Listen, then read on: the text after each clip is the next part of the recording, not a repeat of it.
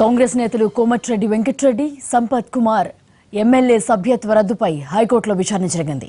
ఈ విచారణకు అసెంబ్లీ న్యాయశాఖ కార్యదర్శులు నరసింహాచార్యులు, నిరంజన్ రెడ్డి హాజరయ్యారు. అయితే వీరిద్దరూ కోర్టు ధిక్కరణకు పాల్పడ్డారని ధర్మాసనం అభిప్రాయపడింది. దీంతో వారిద్దరిని కస్టడీలోకి తీసుకోవాలని జ్యుడిషియల్ రిజిస్ట్రార్ను న్యాయమూర్తి ఆదేశించారు. ఇద్దరూ 10,000 రూపాయల పూచీకత్తిస్తే విడిచిపెట్టాలన్నారు. మరోవైపు అసెంబ్లీ మాజీ స్పీకర్ మధుసూదనాచారికి కూడా హైకోర్టు నోటీసులు జారీ చేసింది. డీజీపీ, గద్వాల, నల్గొండ ఎస్పీలకు మరోసారి హైకోర్టు నోటీసులు పంపింది. కేసుపై తదుపరి విచారణను మార్చి 8వ తేదీకి వాయిదా వేసింది.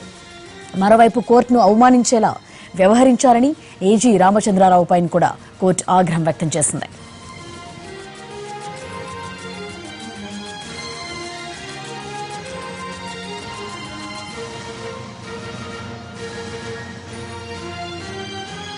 మణివరాల్ కరెస్పాండెంట్ శర్మ అందిస్తారు. శర్మ, ముందు జరిగినటువంటి వ్యవహారం ప్రస్తుతం కోమటిరెడ్డి వెంకటరెడ్డి, సంపత్ కుమార్లు ఇద్దరు కూడా మాజీ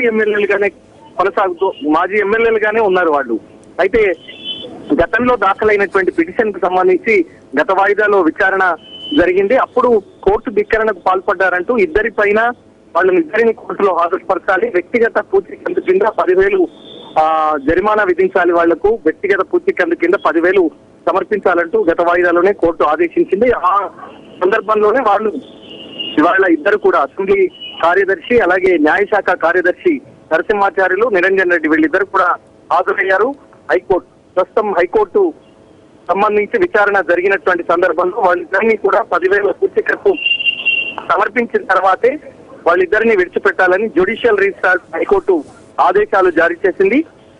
ఇప్పటికైతే 10,000 రెండు వేరువేరుగా వాళ్ళు పూచీకత్తు సమర్పించేందుకు సిద్ధమయ్యారు కాబట్టి వాళ్ళు కాసేపట్లో కోర్టు నుంచి వెళ్లిపోయేటువంటి అవకాశం ఉంది. అయితే గతంలో దీనికి సంబంధించినటువంటి వాయిదా సందర్భంలోనే అనేక సందర్భాల్లో కోర్టు తీవ్రమైనటువంటి ఆగ్రహాలు వ్యక్తం చేసింది.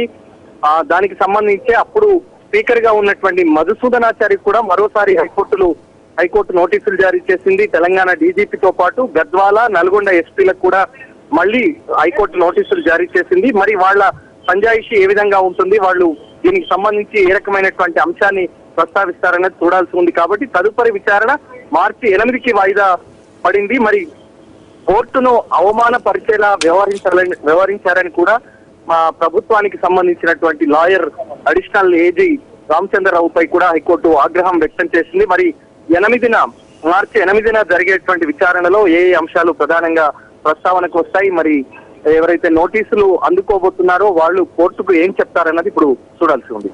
థాంక్యూ శర్మ.